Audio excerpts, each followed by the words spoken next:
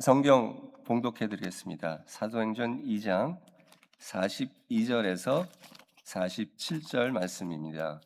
사도행전 2장 42절에서 47절 말씀입니다. 봉독하겠습니다. 제가 읽겠습니다.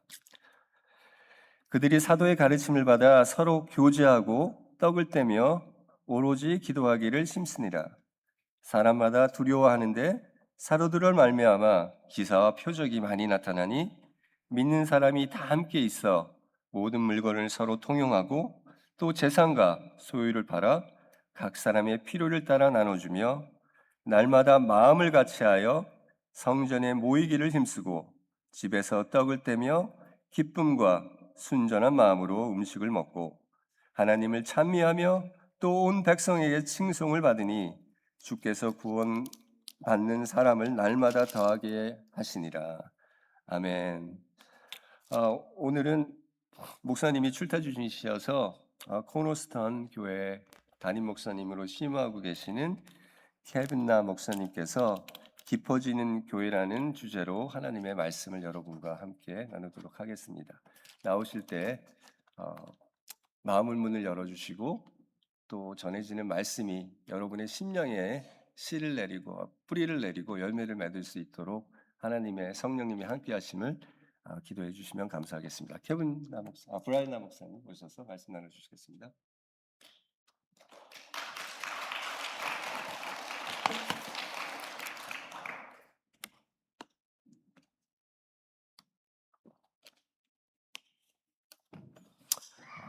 여기 서 있게 돼서 너무 감사하고 하나님께 영광을 드립니다. 저는 영어 목회를 한 20년 동안 해봐가지고 이제 한국 예배를 이렇게 참석하는 게 좀 드물거든요. 근데 너무 한국 예배도 좀 매력이 있네요. 그래서 너무 감사드립니다. 저는 장로님이 말씀하시기 하길래 저는 코너스톤 교회 담임으로 섬기고 있는 브라이언 나 목사라고 합니다. 우리 동기 목사님 그리고 저 반석교회 진짜 만나게 된 건 정말 하나님이 정하시고 일하신 거라고 믿습니다. 그래서 하나님께 모든 영광을 드리고 싶습니다. 오늘 저는 그 설교 주의 깊어지는 교회라고 주제를 말씀드리고자 합니다.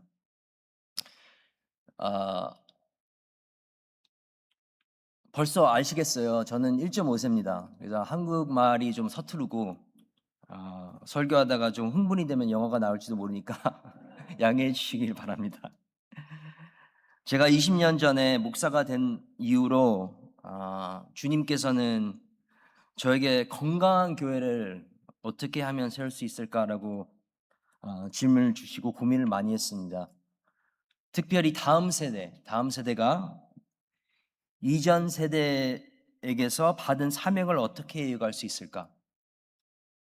그래서 저희 코너스톤 교회가 6년 전에 개척을 했는데 개척하기 전에 제 개척팀에게 몇 가지 질문을 던졌습니다. 첫 번째는 이 세상 그리고 퀸즈 지역 그리고 뉴욕 지역에는 그렇게 많은 교회가 있는데 왜 더 교회가 필요할까? 그리고 두 번째는 교회가 생긴다면 어떤 교회가 필요할까?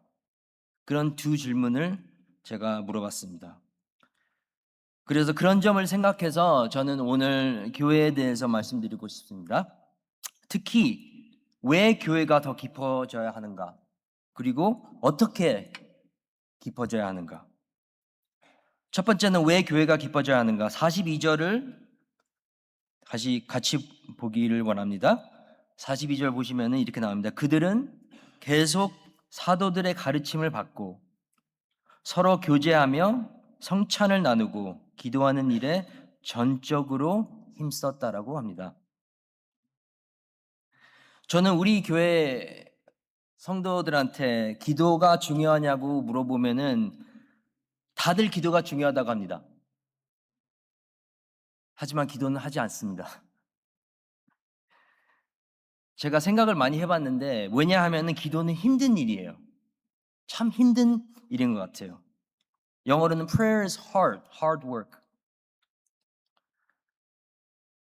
42절을 보시면은 사도들의 가르침이 먼저 나오고 교제, 성찬, 그리고 기도가 마지막으로 나옵니다. 설교를 듣고 교제를 나누고 성찬을 먹고 기도를 하고 이 모든 것을 하기 위해서 사람들이 전적으로 힘썼다고 나오죠. 근데 왜 힘을 썼다고 했을까요? 왜냐하면 주님을 믿고 성령님이 우리한테 오면은 주님을 사랑하고 믿음이 커지면은 자연스럽게 하는 게 아닌가요? 근데 교회 안에서는 그렇게 말할 수가 있겠죠. 하지만 신앙생활을 오랫동안 해본 사람들은 힘든 일이라는 것을 깨달을 수가 있어요. 그리고 신앙생활이 힘들어지면은 제일 먼저 사라지는 게 뭘까요? 기도죠. 그리고 만나는 게 조금씩 사라지고 예배 끝나고 친교도 가지 않고 그리고 마지막 교회를 안 나갑니다. 저는 이 모습을 너무 많이 봐요. 1세, 2세, 1.5세, 2세 친구들한테도 너무 많이 봐요. 이 패턴을. 그래서 37절을 보시면은 이 42절을 보시면 기도가 마지막으로 나오죠. 저는 기도가 제일 덜 중요해서 마지막 나오는 것보다 제일 어려워서 나왔다고 생각합니다.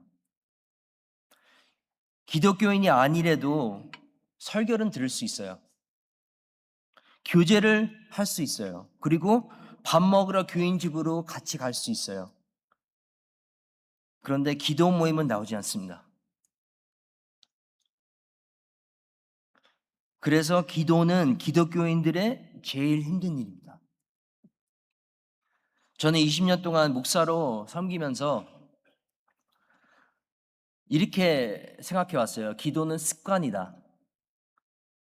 습관이라고 생각했어요. 하기 싫어도 계속 하면은 습관이 되고 훈련이 습관으로 바꿔져서 계속 나가는 게 기도라고 저는 알고 있었어요.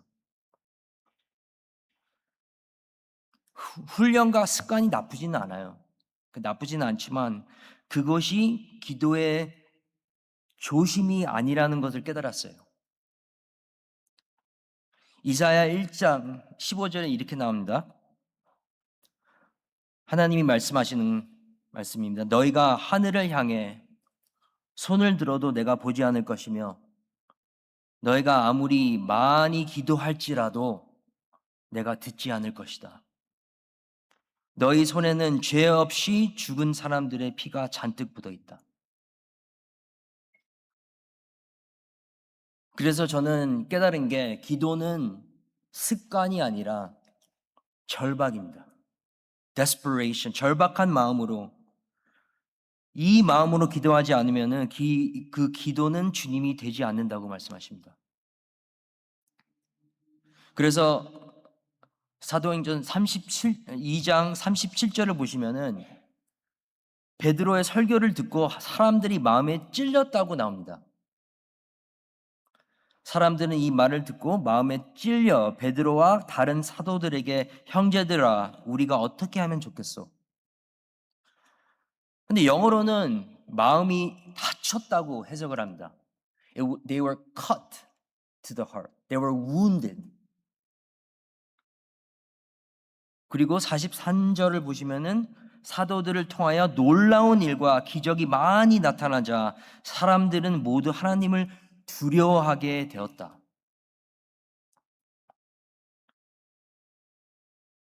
두려워하게 되었다는 영어로 in awe, 경외함, 하나님을 경외하다고 나옵니다. 근데 경외하는 마음에는 특징이 무엇일까요?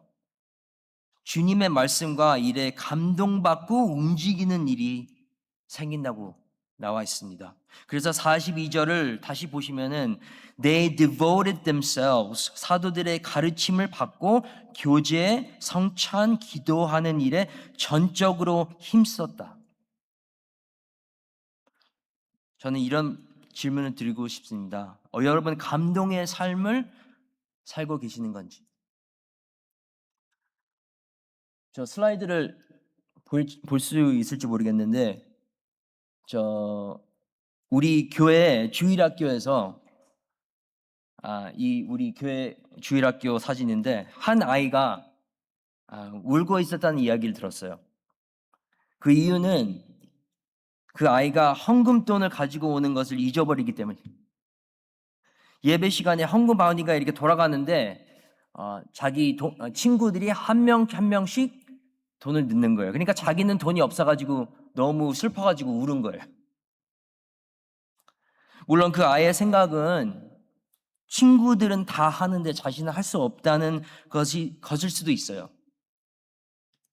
그러나 우리 아이들의 그 모습을, 그 얘기를 듣고 저는 참 감동받았어요. 자, 우리 아이들은 계산적이지 않고 순수한 마음으로 자기가 없으니까, 할 돈이 없으니까, 한 헌금이 없으니까 울어버린 거예요. 그래서 이 질문을 저한테 제가 던졌어요. 나는 내 자신은 언제, 목사라도 언제 내 마지막으로 하나님께 어떤 것을 드리고 너무 드리고 싶었는데 드릴 수 없어서 마음이 아팠던 적이 언제 있나? 우리는 진짜 이럴 수가 있습니다. 계속 교회에 나오고 찬양하고 설교 듣고 교제를 나누고 그게 버릇이 될 수도 있어요. 기계처럼 살 때가 많습니다. 그러면서 우리는 하나님께서 다시 감동시키시고 움직이시고 이런 것을 기대할 때가 언제 있는지는 잘 모르겠습니다. 그래서 저는 감동이 사라지고 이럴 때는 아이들 찬양과 아이들 예배를 참석합니다. 필요한 것 같아요.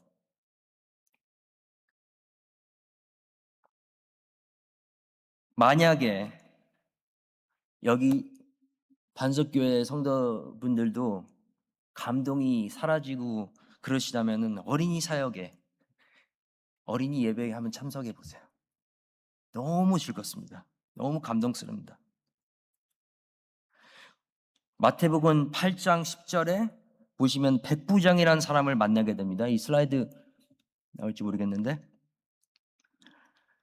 예수님께서는 이 백부장이 온 이스라엘 가운데 가장 큰 믿음을 가진 사람으로 인정합니다.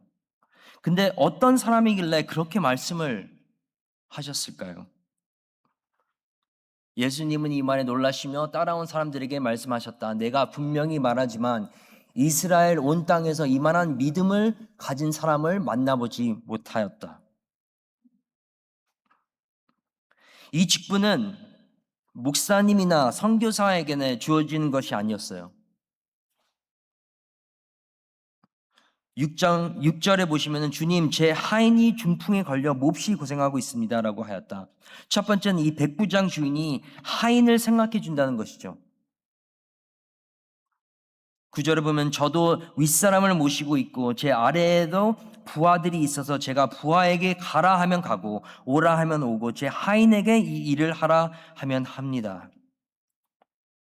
주인이 하인을 생각하고 섬기는 게 예수님이 말하고 있는 진짜의 믿음이라고 합니다. 그래서 이 백부장은 그것을 깨달은 것 같습니다. 나는 부자고 사회에서도 영향도 많았지만 주님이 없으면 나는 아무것도 아니라는 걸 깨달은 거예요. 그것을 알고 있지 않으면 교회는 깊어질 수가 없습니다. 마가복음 10장 43절에 이렇게 나오죠. 그러나 너희는 그래서는 안 된다. 너희 가운데 누구든지 위대하게 되기를 바라는 사람은 너희의 종이 되어야 한다. 저는 이세교회 사역을 하면서 깨달은 게 하나 있습니다. 사람을 아이처럼 만드는 것은 나이가 아니에요. 나이가 어리다고 다 아이처럼 마음이 깨끗한 건 아니다라고 느꼈어요. 그래서 저는 이 교회를 개척하고 나서 제가 원했던 거는 유스나 대학부 사역을 너무 사모했어요. 어른들이나 결혼한 사람들이 오는 것을 진짜 원치를 않았습니다. 그런데 유스나 대학부는 안 보내주시더라고요. 그리고 결혼한 사람들이랑 어른들.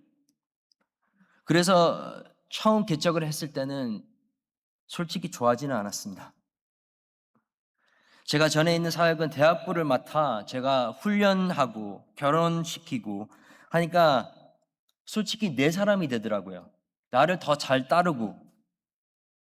근데 내 사람이 되는 게 아니라는 거를 하나님의 저를 가르쳐 주는 거라고요. 내 사람이 아니라 하나님의 사람이 돼야지. 그래서 많이 회개했습니다. 주님을 만나면 마음을 아이들처럼 깨끗하게 만들어주는 것을 많이 느꼈습니다. 주님이랑 더 가까워지기 원하면 우리가 더 깊어져야 됩니다. 그래서 왜 교회가 더 깊어져야 하는가? 주님이 더 가까워질 수 있게. 그러면 어떻게 깊어져야 되는가를 보고 싶습니다. 43절에 보시면 이렇게 나오죠? 사도들을 통하여 놀라운 일과 기적이 많이 나타나자 사람들은 모두 하나님을 두려워하게 되었다. 이 사람들이 감동을 받고 어떤 일이 나타나죠? 첫 번째, 같이 모이기 시작했어요. 교회가 깊어지려면 같이 모이고 만나야 됩니다. 그리고 44절에 보시면은 믿는 사람들은 다 함께 지내며 모든 것을 서로 나누어 쓰고 재산과 물건을 팔아 각자의 필요에 따라 나누어 주었다. 이 45절을 읽으면은 오랫동안 크리스천들도 신앙생활을 해온 크리스천들도 불편함을 느낄 수가 있어요. 재산과 소유를 팔아 모든 사람에게 각 사람의 필요를 따라 나누어 주었다? 그러나 저는 여러분이 너무 이 평범하고 익숙한 일이 어떻게 놀라운 능력이 될 수 있는지, 그리고 왜 그것이 동시에 그렇게 어려운 일인지 보기를 바랍니다. 우리 사람은 나누는 것은 자연스럽지 않아요. 하지만 막상 해보면 큰 기쁨과 보람이 있습니다. 사도 바울은 사도행전 20장 35절에 이렇게 표현을 하죠. 받는 것보다 주는 것이 더 복되다고 말합니다. 그리고 46절에 이렇게 나오죠. 그들은 한 마음으로 날마다 성전에 모이기를 힘쓰고 집집마다 돌아가면서 성찬을 나누고 기쁨과 진실한 마음으로 함께 식사하며. 재밌는 거는 누가복음을 보시면 누가복음 24장을 보시면은 예수님께서 부활하시고 나서 몸으로 두 제자 글로바와 이름이 바뀌어지지 않는 제자에게 나타나십니다. 그들은 처음에는 예수님을 알아보지 못하였어요. 그런데 여러분은 그들이 언제 예수님을 알아보게 되는지 아십니까? 밥을 먹을 때. 그들과 함께 식사하실 때 예수께서 떡을 가지사 축사하시고 떼어 그들에게 주시니 그들의 눈이 밝아져 그인 줄 알아보더니 예수께서는 그들에게 보이지 아니하시는지라. 주님께서 빵을 나누어 주실 때 그 사람들은 예수님을 알아보게 되었다고 말씀을 합니다. 함께 식사하는 것은 별것 아닌 것처럼 보일 수 있어요. 우리가 맨날 하는 거니까. 하지만 그것은 예수님이 자신을 더 분명하게 나타내시는 방법이었어요. 그들이 함께 식사할 때 주님을 알아보게 됐다고 성경은 말합니다. 저는 퀸즈로 와서 저는 메릴랜드 출신이고요. 저희 아내는 시카고 출신입니다. 그래서 우리 둘 다 뉴욕을 하나도 몰랐어요, 오기 전에는. 그런데 제가 퀸즈로 와서 코너스턴 교회를 개척하기 전에는 저는 뉴저지 교회에서 14년 동안 사역을 했습니다. 부목사로. 제가 알고 있던 목회 방법은 방식은 사람들을 제 집으로 초대하고, 그리고 제가 맛있는 거 만들어주고 교제를 나누고, 그리고 될 수 있으면 우리 성도들한테 그냥 집에 가서 초대받고 교제 나누고 상담하고. 그런데 퀸즈 왔을 때 저는 교회 성도들을 자주 우리 집에 초대를 많이 했어요. 그런데 저는 집으로 초대하지 않더라고요.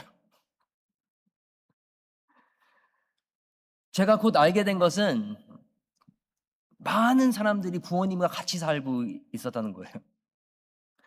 그래서 자유롭게 저를 초대하고 그럴 상황이 안 되고 있었던 것이었습니다. 하지만 또 다른 이유는 하나 또 있었어요. 제 생각에는 부끄러움이더라고요. 그들은 집도 작고 목사님을 초대하는데 우리 집은 그 대가가 아니라는 생각을 갖고 있는 사람이 너무 많은 거를 깨달았어요. 그때 제가 생각하는 거는 누군가를 우리 집으로 초대하고 함께 식사한다는 것은 이게 진짜 단순한 식사 그 이상인 거를 느꼈어요. 그것은 그 사람의 소망과 영혼과 꿈으로의 그것을 다 초대하는 겁니다. 왜냐하면 그들의 집은 그 마음의 상태를 반영하기 때문이죠. 그래서 저 슬라이드를 보시면은 우리 소그룹에 항상 누군가의 집을 모입니다. 감사하게도 이제 5년이 지나고 나서 우리 교회 안에 다른 사람들을 많이 집으로 초대할 수 있는 가정들이 많이 생겼어요. 그래서 모일 때는 교회보다 집에서 만나라고 제가 강조를 합니다.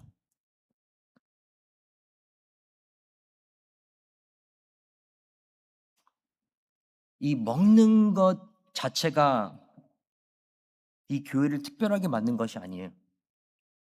그들이 함께 어떻게 먹었는지가 이 교회를 특별하게 만든 겁니다.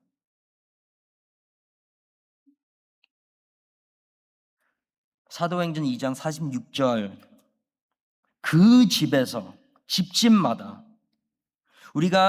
제가 생각을 더 해본 이유가, 우리가 식당에서 식사한 이유는 뭐 그 집이 맛있어서 가는 이유도 있겠지만, 근데 또 한 이유는 그곳이 부담이 없는 장소이기 때문이죠.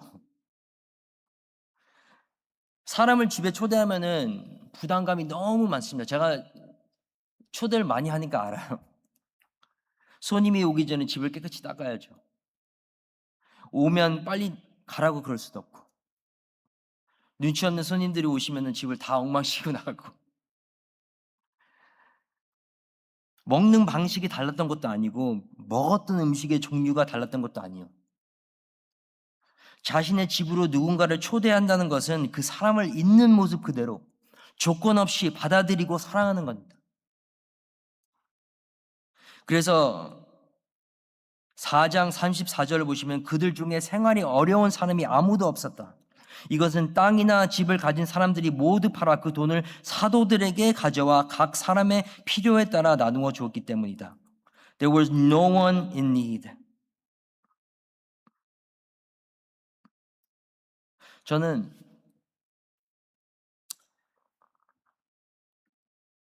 우리 교회가 set apart, 좀 달라야 된다고 생각합니다. 안 믿는 사람들이 오면은 우리는, 믿지 않는 사람들이 우리를 보면은 왜요? Why? 왜 그렇게까지 합니까? 라고 물을 만큼 헌신적으로 강력한 삶을 살아가고 있어야 됩니다.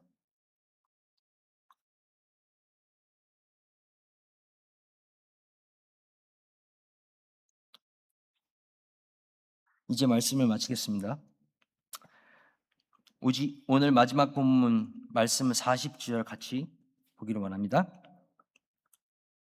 하나님을 찬양하고 모든 사람에게 칭찬을 받았다.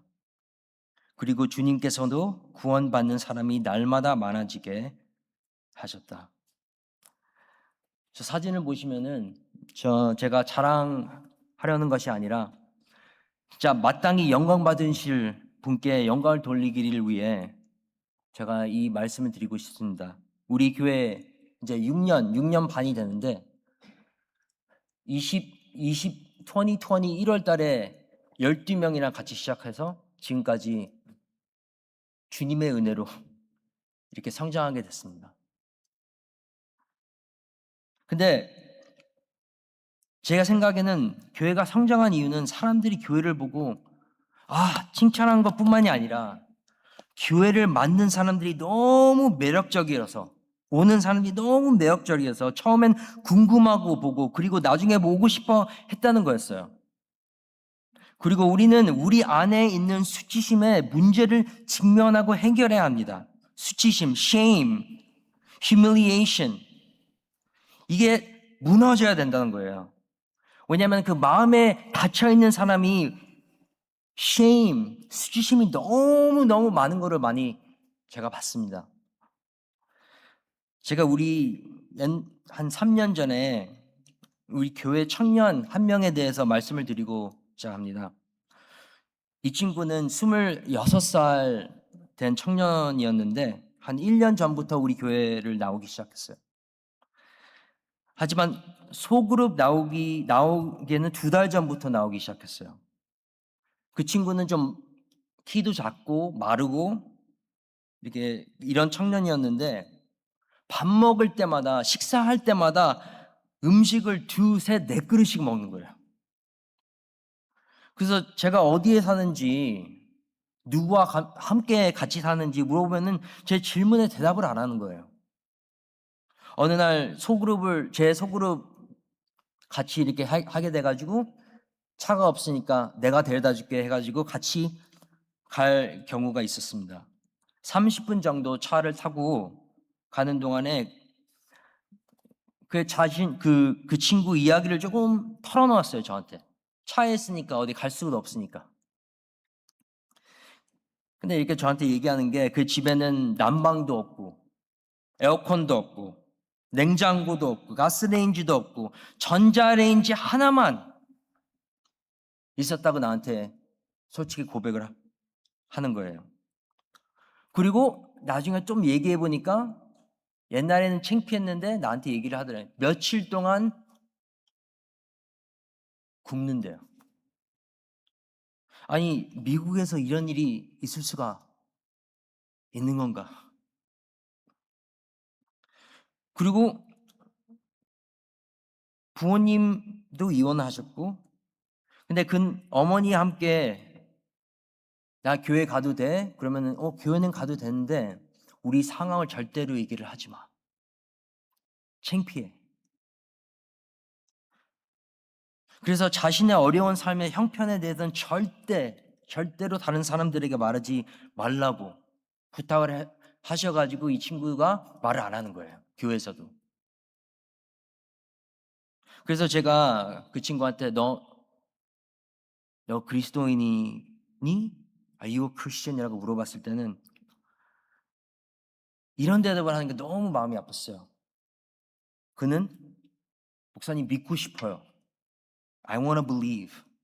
하지만 제 삶이 너무 부끄럽고 수치스러워요. I'm embarrassed. I'm shameful.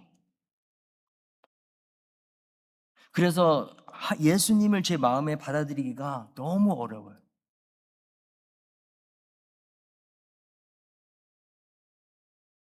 제가 생각하는 것은 참 아이러니한 것인데 이 청년 같은 사람들이 교회에 나와야 되는데 교회에 속하지 못한다는 사실이에요.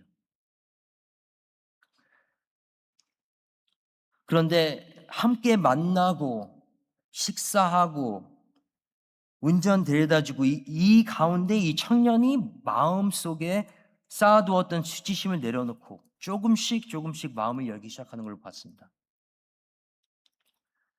그러면서 제가 느끼는 게 너무 하나님한테 감사가 나오더라고요. 히브리서 12장 2절은 이렇게 나오죠. 그분은 예수님을 얘기하는 겁니다. 그분은 십자가에 못 박혀 수치를 당하는 고난을 건디셨습니다. 그 이유는 그 후에 누리게 될 기쁨을 알고 계셨기 때문입니다. 이제 그분은 하나님의 보좌 오른편에 앉아 계십니다. 우리가 다른 사람들이 예수님을 발견하도록 이끄는 매력적이고 사로잡는 교회가 되기를 우리 소망을 하고 있습니다.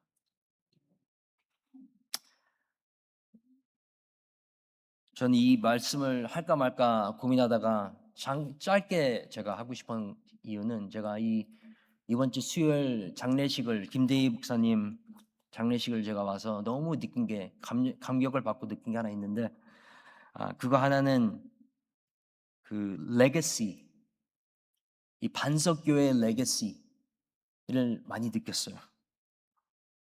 제가 하나 놀란 게 하나 있는데, 1974년에 미국으로 이민 오시고 1977년에 교회를 개척하셨어요. 3년 만에. 그리고 2001년에 여기 올드 웨스트베리 롱아일랜드를 옮기셨다는 게 저는 너무 감격스러웠어요. I was so inspired. 그리고 20년이 지난 지금 2026년이 될 때까지 계속 설교하시고 그러지는 않으셨지만 지키시고 이 교회를 위해서 희생하시고 기도하시고, 그래서 느낀 게 하나는, 이 교회, 반석교회는 하나님의 교회입니다. 어떻게 나와 있죠? 교회는 지옥의 어떤 세력도 이 교회를 무너뜨릴 수가 없습니다.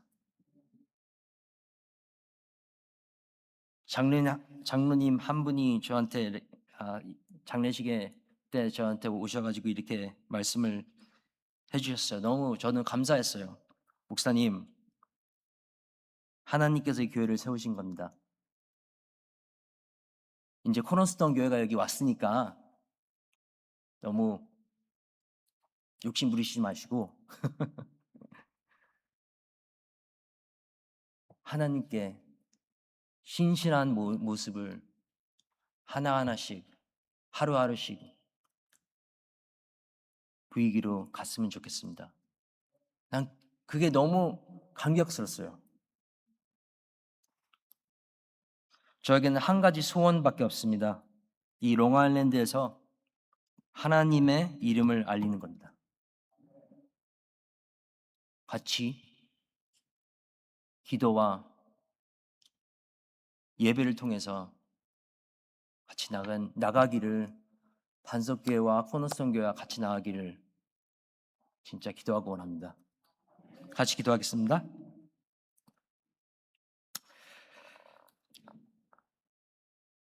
주님, 이 교회, 이 반석교회를 세워주셔서 감사합니다. 이 교회가 단지 헌신된 교회에 그치지 않고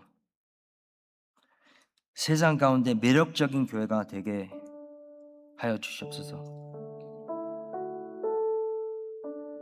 이 교회 위에 다음 세대를 향한 영적인 축복이 흘러가게 하여 주시옵소서.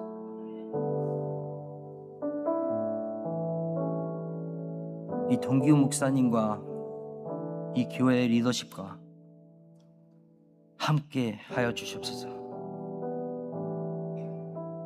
그들이 담대하고 용기 있게 서게 하여 주시옵소서. 세상을 바라보지 않고 오직 예수 그리스도만을 바라보게 하여 주시옵소서. 주님을 다시 처음 사랑처럼, first love, 그 사랑으로 사랑하게 하여 주시옵소서. 감사합니다. 정말 이 교회를 생각하면서 주님의 감사뿐만이 나올 수밖에 없습니다. 더욱 계속 하루하루 감사와 경배와 기도로 나갈 수 있는 성도들을 나오게 하여 주시옵소서. 이 모든 말씀 예수 그리스도의 이름으로 기도드리겠습니다. 아멘. 다 같이 찬양 같이 드리겠습니다.